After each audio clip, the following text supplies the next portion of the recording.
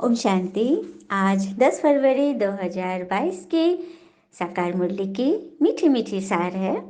बाबा ने कहा, मीठे बच्चे, बाबा कहते मैं जाननहार भल हूँ, मतलब मैं अंतर्यामी भल हूँ, पर मुझे सभी का समाचार देना, तभी तो सावधानी मिलेगी। भगवान अपनी बात को क्लियर करे कि मैं भल अंतर्यामी हूँ, सब कुछ जानता हूँ, लेकिन फिर भी मैं कह रहा हूँ कि मुझे अपना समाचार दो। क्यों कहते भगवान? क्योंकि हमें तब रियलाइजेशन होगी कि हाँ, मुझसे ये गलती हुई है, ये काम मेरा बिगड़ रहा है, भगवान से कहना है ना। एक उदाहरण सुनते हैं, सत्य घटना है। एक फैक्ट्री का मालिक उस दिन फैक्ट्री में कुछ पूजा पाठ थी, मतलब कुछ बहुत बड़ा उसका दिन था, सालाना मना रहा होगा फंक्शन। सब कोई व्यवस्था में थे, केक कटने वाला था, लेकिन सेठ जी को खोजा जा रहा, कहाँ है। तो देखा कि वो श्री कृष्ण जी की प्रतिमा थी, मूर्ति, उनके पास बैठकर अपना सारा लेखा जोखा बता रहे हैं, जैसे कि कोई हम मित्र को बताते हैं, अपने परिवार को बताते हैं। उस तरह से वो श्री कृष्ण जी की मूर्ति के आगे सारा चीज बता रहा था। पीछे से लोग बोले थे, अरे लेट हो रहा है, केक कटने में लेट हो रहा है, जल्दी चलिए। अरे रुको, मैं आ रहा हूँ, पहले अपने प्रभु को सब बात बता तो दूं। और वो सब कुछ बता रहा है, मतलब ध्यान ही नहीं है उसको। फिर उठा प्रणाम करके, तो जो उसको बुलाने के पूछे कि आप इतना क्यों बता रहे, वो तो जाने जाना रहा, उनको तो सब मालूम है। तो उन्होंने बताया कि आज से 10 वर्ष पहले मेरा फैक्ट्री एकदम दिवालिया पर आ गया था। मैं एकदम एकदम ही गिरने की स्थिति में था। तब मैंने अपने ईश्वर से जब बात की, उनको सब बात बताया कि ये फैक्ट्री अब आपके हाथ में है, अब आप संभालो। और ऐसा कहना था कि दिनों दिन में इतनी तरक्की को पा गया कि आज मैं इस शहर के नामचीन व्यापारियों में से एक हूँ। इसीलिए ये मेरा रूटीन है, अपने इष्ट को मैं सारा कुछ बताता हूँ। कितनी बड़ी बात थी ना।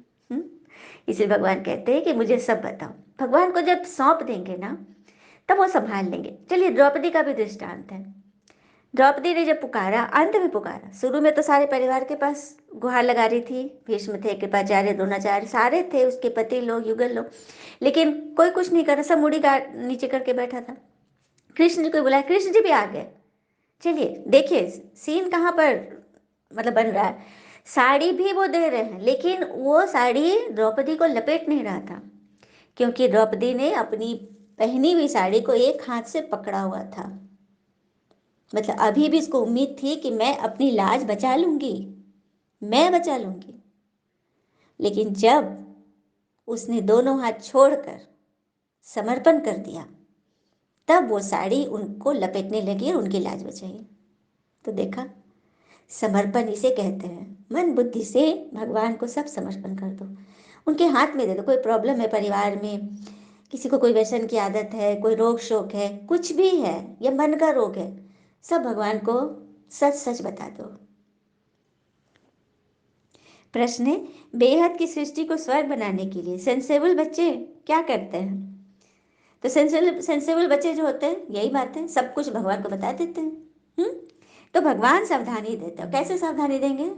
मुरली के द्वारा देंगे, या किसी निमित्त के द्वारा देंगे। कोई माँ है तो उसको बच्चे के द्वारा देंगे, कोई बच्चा है तो उसको माँ के द्वारा देंगे। कहीं ना कहीं से भगवान समझानी देंगे कि तुम्हारे अंदर यह भूत है, यह कमी है, उसको निकालो, चलन सुधारो। और दान बेसिकली किसको दिया जाता है? गरीबों को। तो यहाँ गरीब, वो तो 4 क्वालिटी है, तन की, धन की, मन की, जन की। और एक पांचवा सबसे इंपॉर्टेंट, सद्गुणों से गरीब, जिसके अंदर सद्गुण नहीं है, जो विकार में चले जाते हैं, चिंता करते हैं, दर्द में है, तनाव में है, क्यों, क्या, कैसे, ये भी तो अवगुण है ना।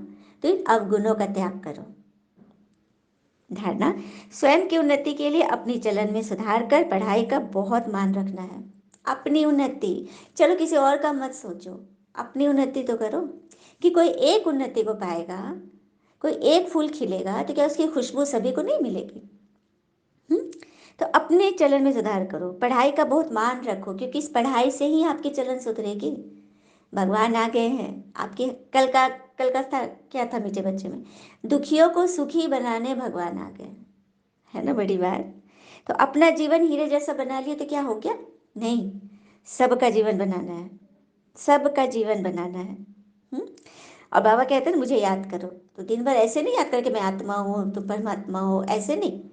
जैसे परिवार में आप सबके लिए सोचते हो, उनको भी अपना फैमिली का समझो। तभी तो हम बच्चे उनको बाबा कहते हैं। बाबा मतलब पिता।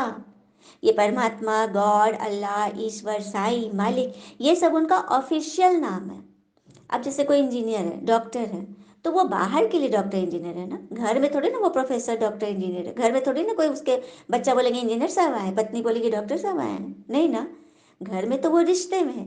इसीलिए परमात्मा जब ऊपर थे परम धाम में, तो हमने उनको ऑफिशियल नाम से पुकारा, भगवान, प्रभु, ईश्वर, सब पुकारा, गॉड फादर।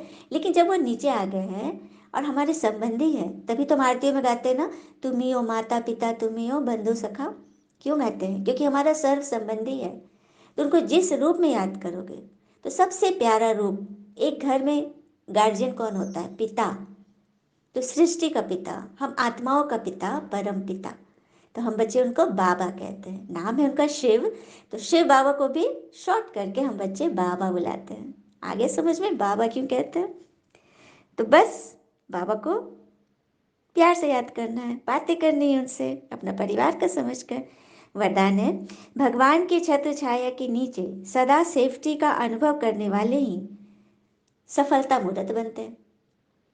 दुनिया में भी धूप है, बारिश है, या तूफान आ रहा है, तो अपने घर में रहते हैं छत्र छाया में, छाता लेके चलते हैं, हाँ, रेनकोट पहनते हैं, सेफ्टी का साधन अपनाते हैं ना। हम्म? घर भी हमको मिला है छत्र छाया, चारों तरफ से सीलिंग है, वॉल के अंदर हम रहते, दरवाजा के अंदर, ताकि कोई तूफान न आए। तो यहाँ माया के तूफान आते हैं, कभी कमजोरियों का तूफान, समस्या का तूफान, रोग शोक का तूफान।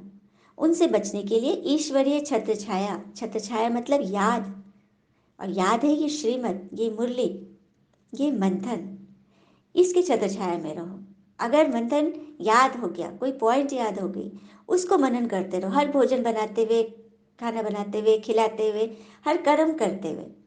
तो क्या होगा ना, व्यर्थ को आने का चांस नहीं मिलेगा। नहीं तो क्या हो, जनरली भोजन बना रहे हैं और व्यर्थ सोच रहे हैं, मेरे साथ ऐसा क्यों, उसको इतना बीमारी है, इतना दर्द है, क्या होगा, आज मेड नहीं आई। तो ये सब सोचते सोचते हम भोजन बना रहे हैं। तो सारा वाइब्रेशन, वो जो नेगेटिविटी जा रहा है, वो सब भोजन में जा रहा है। तो भोजन बनाने समय एकदम प्यार से भगवान की याद में, यदि श्रीमद् गुनगुनाते रहे, याद रखे, तो सोने पे सुहागा। ठीक है? नहीं तो अच्छा अच्छा सोचे, जिसके लिए बना रहे उसके स्वास्थ्य के लिए सोचे, कि वो हमेशा सही रहे, हमेशा सफल रहे, स्वस्थ रहे, खुश रहे। तो है ना, तो ये है भगवान की छत्र छाया। यदि ज्ञान का सिमरन मनन करते हुए हर कर्म करेंगे, तो ईश्वर की छत्र छाया के नीचे है। स्लोगन, स्वराज अधिकारी बनने से मन की सभी अधीनता समाप्त हो जाएगी। मन की अधीनता ही होती है कि हम किसी बात में फंस जाते हैं, क्यों, क्या करते हैं, दर्द में चले जाते हैं, तो हम हो गए अधीन, माया के अधीन। और भगवान हमें स्वराज अधिकारी बना रहा है। स्व अर्थात आत्मा, ये शरीर उसका राज्य है। तो स्वराज्य अधिकारी मतलब हम अपनी आत्मा को राजा की सीट पर बैठाकर इस राज्य के अधिकारी हैं, मतलब राजा है। ये कर्मेंद्रिया मेरी दरबारी है, हमारी प्रजा है, इस पर मैं राजा, आत्मा राजा राज कर रही हूँ। जब ये स्थिति होगी ना, सीट पर जब सेट होगी, सीट का मान है ना, आज प्रधानमंत्री सीट पर है, तभी तो उनकी बात, नियम कानून सब बन रहे हैं। आज सीट पर ना हो, इलेक्शन में हार जाए, तो क्या कोई उनकी बात मानेगा? उसीलिए स्वराज अधिकारी, सदा आत्मा को उसकी सीट पर बैठा के रखो, मैं आत्मा राजा इन कर्मेंद्रियों से कर्म करा रही हूँ। मैं माया के अधीन नहीं हूँ, मैं मन बुद्धि संस्कार के अधीन नहीं, मैं उसकी मालिक हूँ। ये करवाने भगवान आए हैं। अच्छा, ओम शांति। शुक्रिया मीठे बाबा, वो बाबा के प्यारे प्यारे बच्चे। थैंक यू बाबा। All is well always. ओम शांति।